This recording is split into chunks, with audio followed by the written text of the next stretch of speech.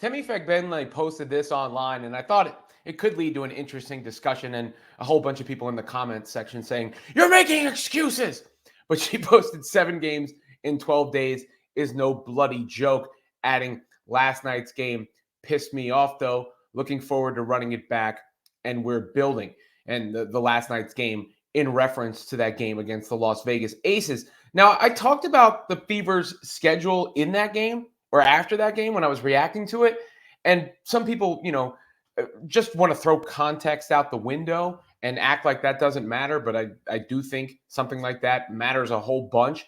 The Aces at that point had only played 3 games in their season. That was their 4th game. It was the Fever's 7th game on the season. The Fever had played the night before, and the Aces had not played for a few days, so were fully rested. And I remember looking on DraftKings for the spread in that game, and it was 16 and a half. 16 and a half points the Aces were favored by, which, by the way, they're a great team. They were going to be favored no matter where this game was played. The Fever could have been at spa days for 365 consecutive days, and they still would have been the underdogs against the Aces because, that team is loaded with Asia Wilson and Jackie Young and Kelsey Plum and, even Kate Martin contributing to that squad, the championship squad. But those first 3 I mentioned, like bona fide stars in the league. But the schedule for the Fever has been curious. I mean, I understand, the Olympics are coming up and the schedule as a whole can't be completely balanced. But you look at it, they've played more games than any team in the WNBA. The next closest is 6. So there's a couple teams that have also played a lot of games. The Fever have played 7, but there are a bunch of teams that have only played 4. So for those teams that have played 4, the Fever have played 3 more games. And again, 5 of those games were on the road in this trip here. So not only have they played a bunch of games, a bunch of them have been on the road.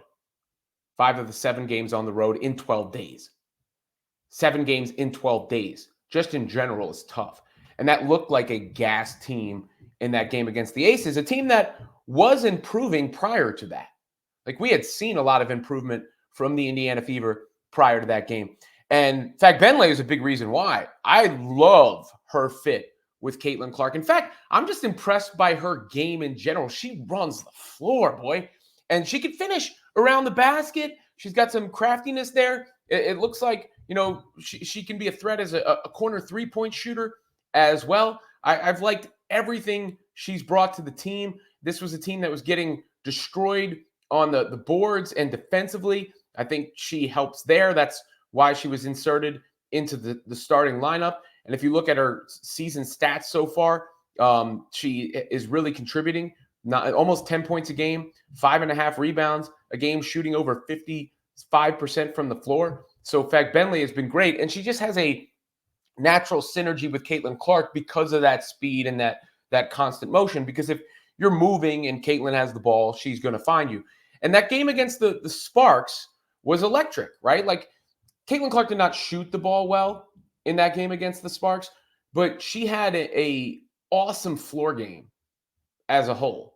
An awesome floor game, all around floor game as a whole. By the way, the Sparks, Cameron Brink had 21 points for them in their most recent loss. Another rookie that is shining, Rakia Jackson, shining for the LA Sparks. I'm going to make sure I give those ladies a little love. And you actually look at the attendance for the Fever Sparks game that night on Friday night.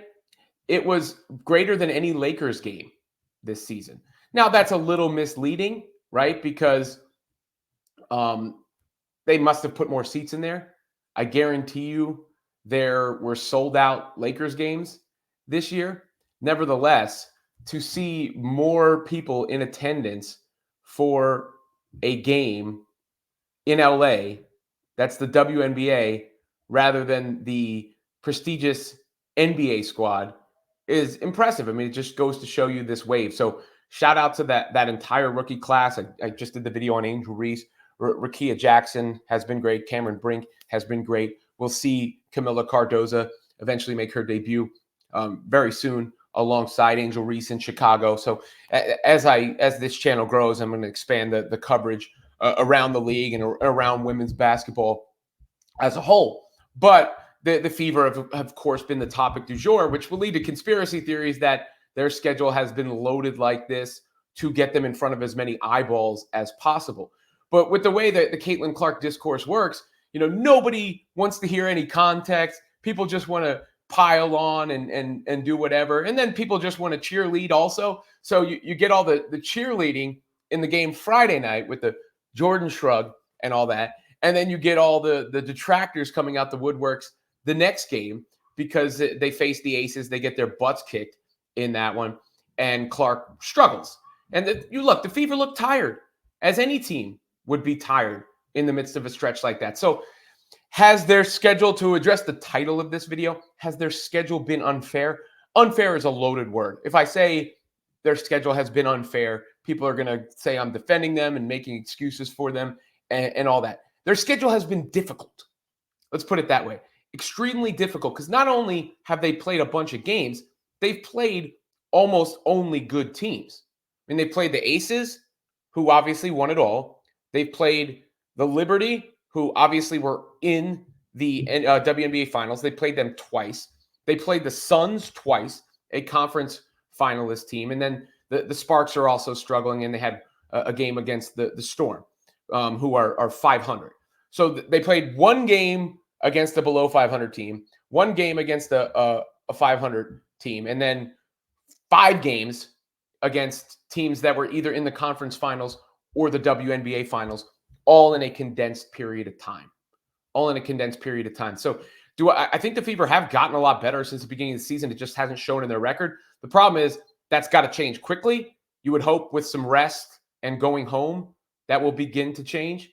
You just look at Clark's stats individually, all the discourse and everything about turnovers, but she actually only had 5 turnovers combined in the LA and Storm game. I think those turnovers were starting to come down, and then the 6 blew up in that game against the Aces, in part due to the level of competition, and in part due, I think, to just the Fever being tired as a whole. But I thought the fact that Temi Fagbenle posted that online was interesting, because you don't generally hear that discourse around the Fever and Clark.